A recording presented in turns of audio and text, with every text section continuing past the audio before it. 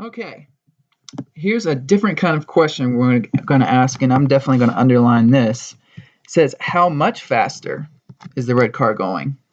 Well, we already figured out they're two different rates, and there's actually two ways to answer the question.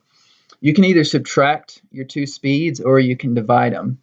When you subtract, it's just, for example, one car going 60 miles an hour, one's going 30. You could say that the 60 mile per hour car is going 30 miles per hour faster, and that's true. If you divided them, 60 over 30, it's going twice as fast. So there's two different ways to answer it. All right, we've already figured out our two rates here, so I'm not going to spend a whole lot of time on this. From example 2, the blue car is going 5 feet per second. The red car is going 6.09 feet per second. So in this particular instance, I did just subtract. So what this tells me is the red car is going 1.09 feet per second faster, or about a foot per second faster than the blue car at t equals 5. Okay, again, you could divide.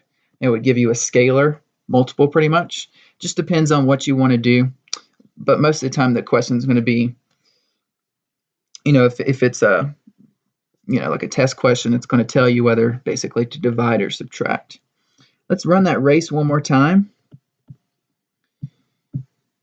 from 0 to 5 and focusing again at 5. Basically what this means is at t equals 5, right there, the car is going 1 foot per second faster than the blue car.